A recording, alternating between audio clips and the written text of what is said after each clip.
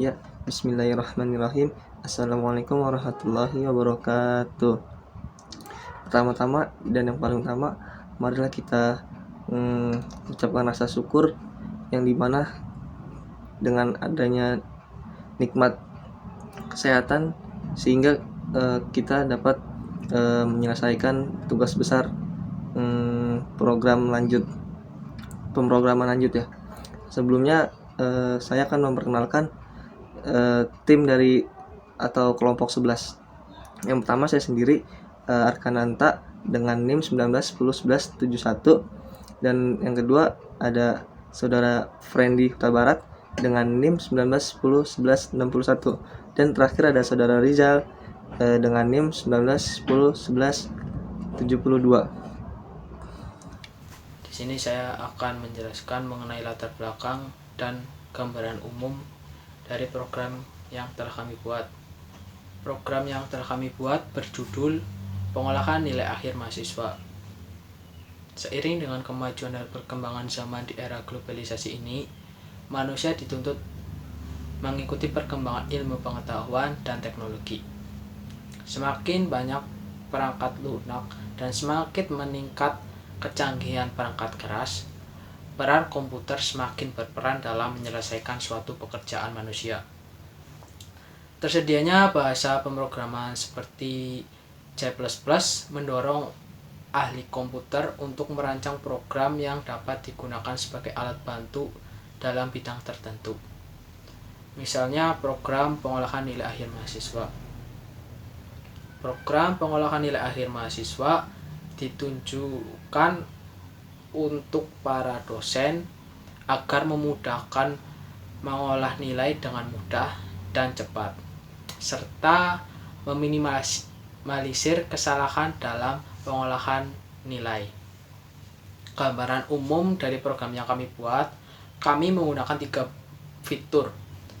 Fitur pertama kami menggunakan kelas objek, fitur yang kedua kami menggunakan header source, dan fitur ketiga kami menggunakan kelas turunan. Pada tampilan awal, user atau pengguna nanti diminta untuk menginput data mahasiswa. Data tersebut berupa nama, nomor induk mahasiswa, nilai kehadiran mahasiswa, nilai tugas, nilai kuis, nilai ujian tengah semester, nilai ujian akhir semester, dan nilai tugas besar. Pada nilai-nilai tersebut memiliki persentase yang berbeda-beda. Misalnya nilai kehadiran itu memiliki persentase 10%. Nilai-nilai tersebut diolah dan nantinya akan menjadi nilai jadi atau nilai akhir. Nilai akhir itu berupa nilai A, B, C, D, ataupun E.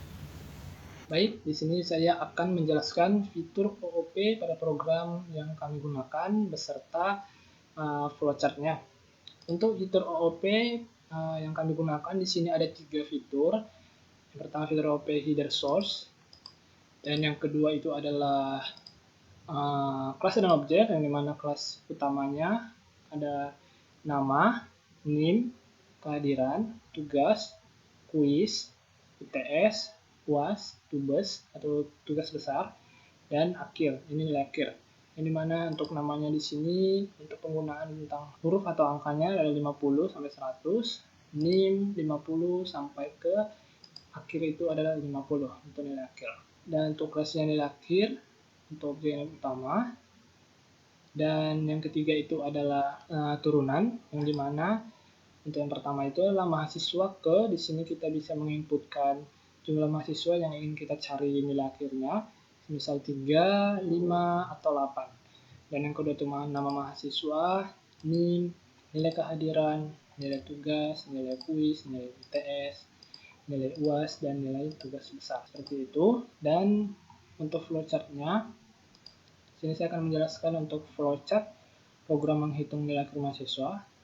Yang pertama itu kita mulai start, lalu kita inputkan nama dan NIM, lalu kita inputkan nilai kehadiran, nilai tugas, nilai kuis, nilai UTS, nilai UAS, dan nilai tugas besar.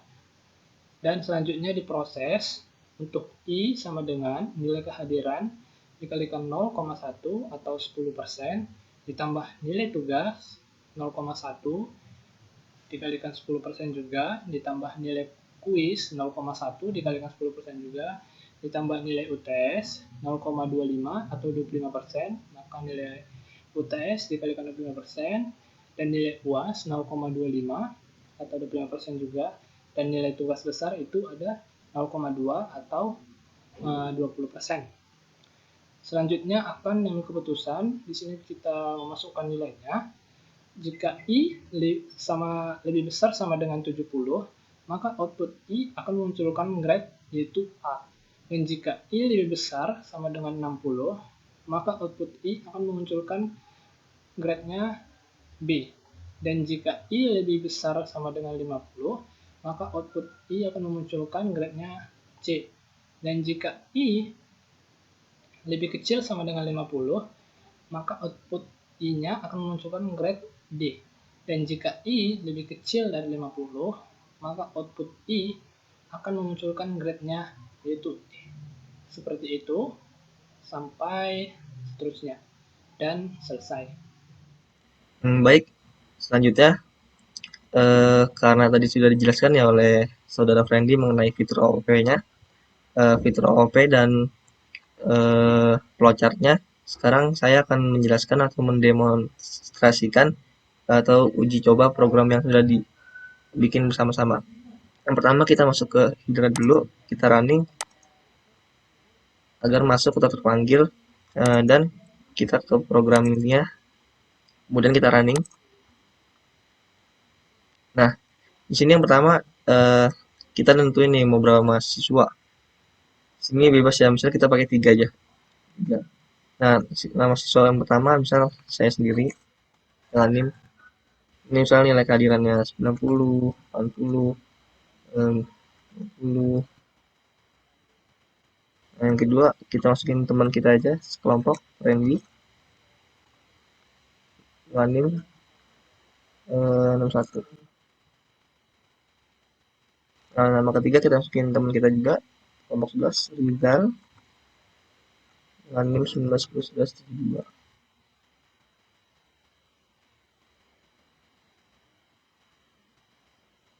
Nah, tadi kita sudah menginputkan ya nilai kehadiran, tugas, kuis, UTS, UAS, dan tugas besar. Tadi kan sudah dijelaskan oleh Rizal mengenai presentasinya, kehadiran 10%, tugas 10%, kuis 10%, UTS 25%, dan UAS 25%, serta nilai tugas ini presentasinya 20%. Nah, dari sini kita bisa melihat output atau nilai akhir otomatisnya. Nah, dari sini grade sudah terlihat otomatis akan menampilkan sesuai dengan yang tadi diinputkan nilai tersebut. Sistem dimana akan otomatis setiap presentasi yang sudah diatur.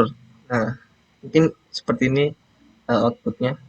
Nah, ini bisa ya, bisa juga untuk dimasukkan beberapa mahasiswa sesuai yang diinginkan gitu. Tinggal masukin tadi yang di sininya nih, mahasiswa, jumlah mahasiswanya mau berapa pun bisa.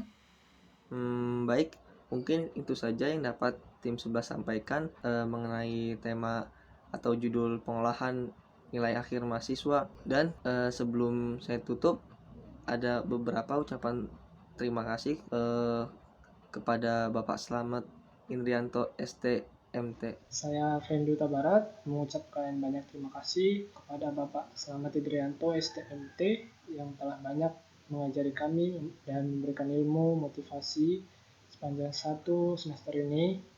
Dan saya juga minta maaf jika ada salah kata atau ucapan atau perilaku yang kurang baik atau berkenan di hati Bapak.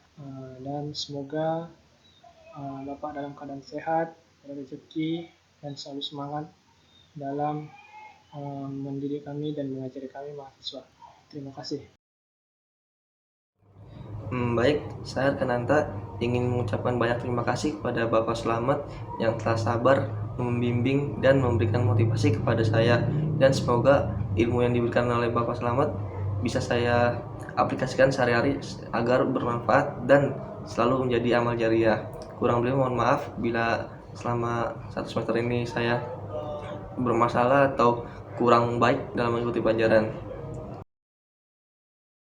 Saya Rizal Fauzi mengucapkan terima kasih yang sebesar-besarnya kepada Bapak Slamet karena telah membimbing kami dan memberi ilmu yang bermanfaat pada kami. Saya meminta maaf kepada Bapak Slamet apabila saya mempunyai kesalahan baik disengaja maupun tidak disengaja. Terima kasih Bapak Slamet untuk semester ini. Semoga Bapak Slamet selalu diberi kesehatan dan rezeki yang melimpah. Mungkin itu saja dari kelompok atau tim 11 Puroklan. Terima kasih banyak dan wassalamualaikum warahmatullahi wabarakatuh.